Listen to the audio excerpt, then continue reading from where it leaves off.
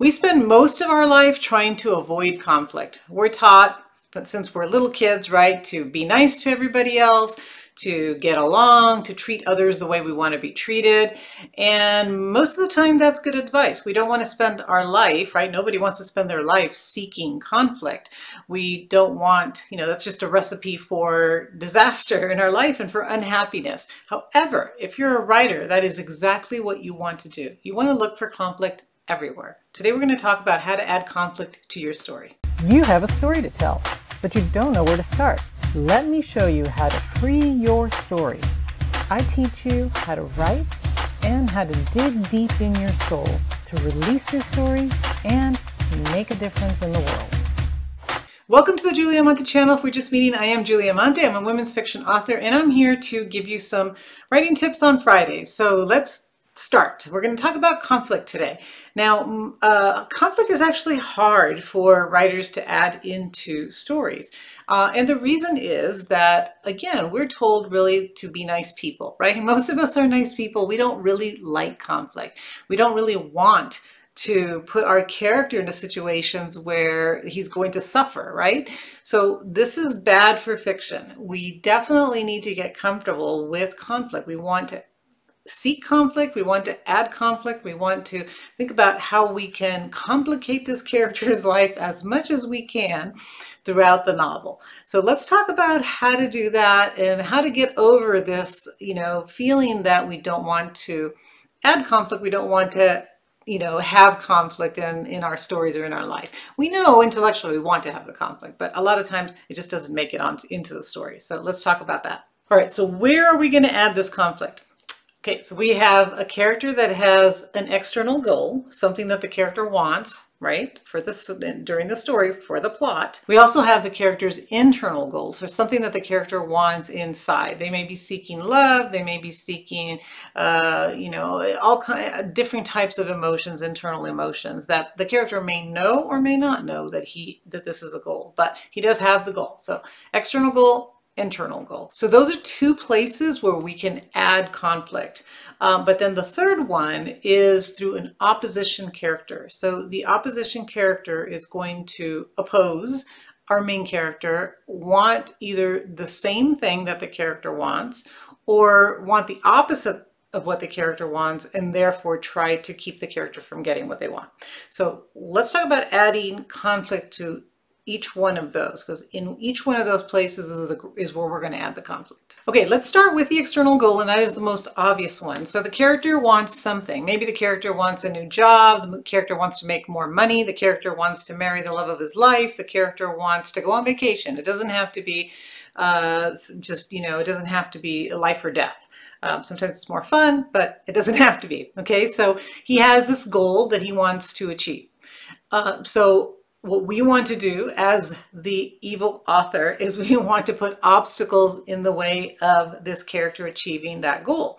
So again, this is the most obvious, and I think it's the easiest, right? So if the character wants a promotion, what can we do to keep him from getting a promotion? So, maybe where he's trying to look good, maybe he loses one of the main clients for the company, and that really is not going to look good, and it's not going to make it possible for him to get promoted. So think of ways, right, that you can put obstacles in the way of the character achieving his goal. Now, how do we do that? Well, it's really just creating ideas. So what I like to do is just get a piece of paper and start to brainstorm. What are the worst things that could happen? What are some obstacles that I could just toss in here that are going to make it complicated for the character? Wants to go on vacation? Well, then, the car blows up. I don't know. Something happens, right? The car, the teenage daughter gets in an accident. There's no car. Okay, so now there's an obstacle to getting, if it's a road trip, it's definitely a huge obstacle. If they're trying to get to the airport, this is another obstacle, right? So what are the worst things that could happen? And then you can scale down from there. So it doesn't have to be, it can be as crazy as you want. In fact, just throw everything in there. Just brainstorm all the things that could happen to this character so the character does not get the goal. And then later, you will find either either ones that are reasonable, that sound good, or you'll find one that sounds kind of crazy, but you know, you can go with that and just tweak it a little bit and it'll make sense for your story. So once you get your list of all the possible things that can happen along the way, along the story, in order to complicate this character's life and have him not be able to get his goal, then you're going to choose and scale down and find the ones that of course that fit your story and that make the most sense and that is going to work and that the reader, of course, is going to believe is actually happening. Pausing for a second to let you know about a couple of courses that I've created. If you're a beginning writer and you want some help with your book, I just want to let you know that I do have a basic course on how to write, and I'm going to post it below. And if you're not a beginning writer, but you are more established and you're ready to publish your work, you have your novel written, I also have a publishing course, and I will also post it below, so take a look at it. Maybe they'll be just what you're looking for. All right, let's go back to the video now. Okay, the next one is the internal need, right? So the internal goal that the character has. And it usually comes from a need that the person has. So the person might need, you know, we all need to feel love. So that's kind of a common one, or one that's often used. And it's also, you know, it makes sense though, right? Because we all have a need for love, especially if we didn't get it when we were kids or in the past. So that could be one thing that the character needs. But let's say that our character, right, the one that wants to get a promotion, has an internal need for acceptance. The reason that he wants the promotion is for, you know, externally would be the goal. You know, he wants to get the promotion because it's better for him. He's going to make more money. It's just, you know, he's going to grow in the company. So those are his external goals. This is what the reason that he thinks he wants this promotion. But really, also, maybe I should say, the internal goal, the internal need that this character has is maybe for acceptance. He wants to be accepted because, again, you know, we all have to be psychologists. Why does this character need acceptance? Well, maybe he didn't get that as a child. He didn't get the acceptance that he wanted. And so he's constantly trying to prove himself.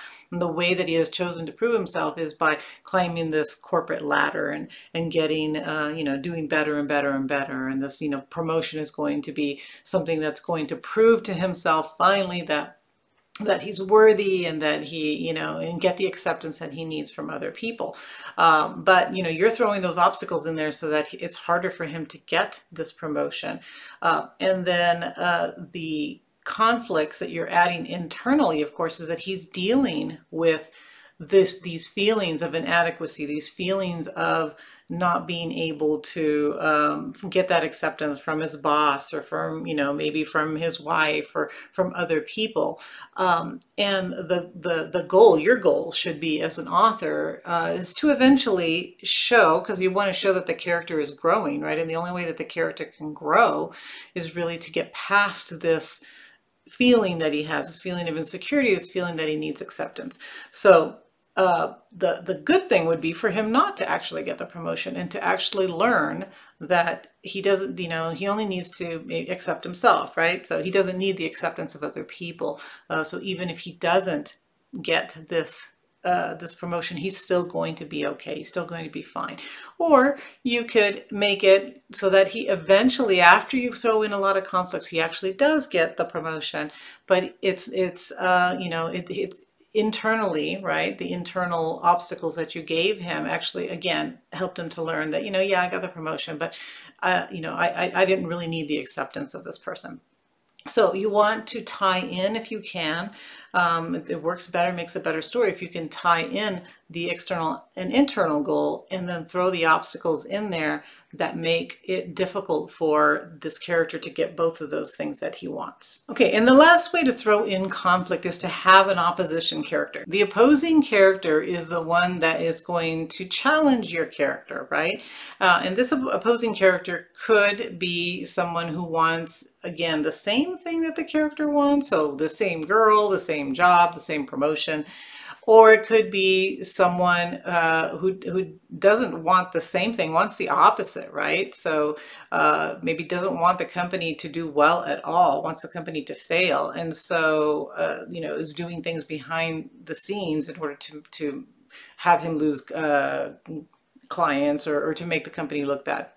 So we see opposition characters a lot in like horror movies, you know, anywhere where there's a villain, where the person is the bad guy, but it doesn't necessarily have to be that way, right? It can be somebody who is a bad guy, but it can also be somebody that is close to the character who's just opposing the character for other reasons. Maybe the character wants a certain thing and his wife or his mother doesn't want him to be put in a situation where it's going to be dangerous, so does not support what he's doing. So this character becomes an opposing force, right?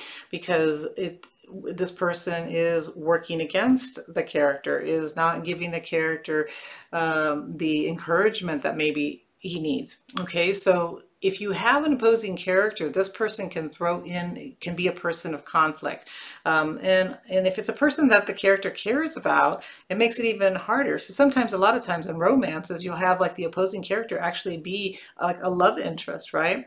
Because maybe they both want the same job and only one can get it. However, they actually have this connection together and they actually like each other, right? But they both want the same thing and they can't both get the same thing. This becomes a person like a love interest and also an opposing character.